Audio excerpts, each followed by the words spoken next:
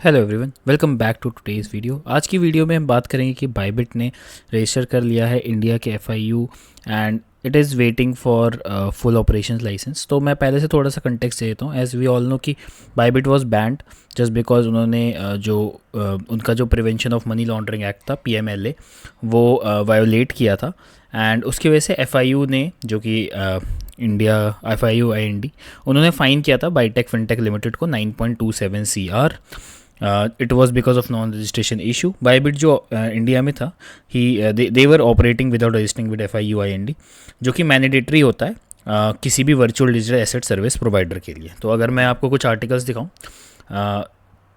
क्या कहते हैं 9.27 CR की पेनल्टी लगी थी बाइबिट को, क्योंकि वो इनके साथ एफआईयू आईएनडी के साथ उनके जो डिस्पाइट था उनके साथ रजिस्टर करने के लिए they did not register and due to which they had the imposition of 9.27 CR fine. ठीक है, क्योंकि जो रेगुलेटरी रिक्वायरमेंट्स थे वो नहीं वो पूरे कर पा रहे थे एंड जो पीएमएलए एक्ट है उसके अंदर जितनी भी ये वर्चुअल डिजिटल एसेट सर्विसेज आती हैं they have to follow this anti money laundering AML and ये जो फाइनेंसिंग ऑफ टेररिज्म है सीएफटी, इनकी गाइडलाइंस को फॉलो करना पड़ता है, जो कि बाइबिट जो था इन रेगुलेशंस को नहीं कर पाया था follow and due to which जो एफआईयू है उन्होंने एक स्ट्रिक्ट एक्शन लिया था which included blocking their website and slapping a fine of emphasise the importance of compliance. तो कंप्लायंस ना होने की वजह से इनको इतना फाइन लगा था and they were not able to operate in India. ठीक है, अब कैसे इन्होंने वायोलेट किया था, इसका मतलब यही था कि जो एक्ट्स होते हैं 2023 में एफआईयू ने इंट्रोड्यूस किया था क्रिप्टो प्लेटफॉर्म के अंदर जो कि कंपलसरी होते हैं for all the virtual asset provider. अब इसके अलावा ये मैं आर्टिकल पोस्ट कर दूंगा इन द डिस्क्रिप्शन बॉक्स, ये आप पढ़ सकते हो। मैंने इसके और कुछ 2-3 आर्टिकल्स को समराइज़ करके एक नोटपैड में लिख लिया है कि पेनल्टी कितनी इम्पोज हुई थी। ठीक है, दैट वाज 9.27 CR। क्यों हुई थी? Because of violating PMLA act. इसकी वजह से नॉन रजिस्ट्रेशन इशू हुआ था, क्योंकि जो वर्चुअल डिजिटल एसेट प्रोवाइडर है उनको इन सब के थ्रू कंटेक्स्ट इनको फॉलो करना पड़ता है, otherwise they will not be obliged to regulate in India.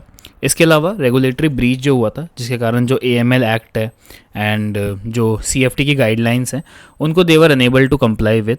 Also FIU IND ने उसके बाद जो इंफॉर्मेशन टेक्नोलॉजी एक्ट है 2000 में नॉन कंप्लायंस की वजह से उसके जो बाइबिट की जो वेबसाइट है उनको ब्लॉक कर देता है and they were unable to operate in India. 2023 में एएमएल और सीएफटी कंप्लायंस जो रूल्स थे उनको they were not able to follow, जो कि 2023 में आया था, जिसकी वजह से बाइबिट को फाइन लगा and they got this under the prevention of money laundering act. ऐसे ही पास्ट में भी पेटीएम पेमेंट बैंक को भी 5.49 CR का लगा हुआ है ऑलरेडी फाइन पीएमएलए वायोलेशंस की वजह से। ठीक है, ये एक्शन पार्ट है इंडिया की strategy to enable financial transparency and prevent money laundering act in India, specially in digital sector, क्योंकि ये जो सारे रूल्स हैं that is for digital sector only. अब इसके बाद मैं आपको ये दिखाता हूँ कि अगर आप ये देखोगे तो बाइबिट ने रजिस्टर कर लिया इंडिया के एफआईयू के साथ और पूरा फाइन उन्होंने पे कर दिया and they settles monetary fine and expect a full licence in India in the coming weeks. ठीक है, तो बाइबिट ने रजिस्टर कर लिया, ये एक अच्छी न्यूज़ है।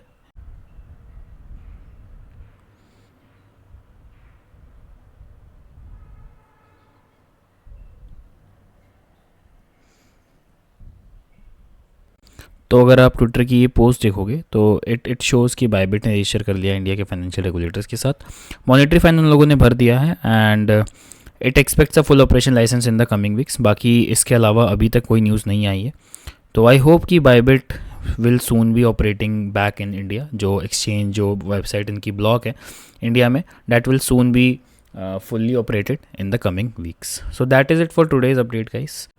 आई होप कि जिनकी बाइबिट में ट्रेड्स फंसी हुई हैं now they will be able to manage it, वो उनको शायद डीसीए कर पाएंगे या फिर जो भी उनका क्लोज करना वगैरह होगा जो भी वो उस पर अब एक्ट कर पाएंगे इन कमिंग वीक्स। बाकी जो भी अपडेट होगा इस चीज़ के लिए I will keep on updating in the Telegram group. In case you are not in the Telegram group you can join it from description.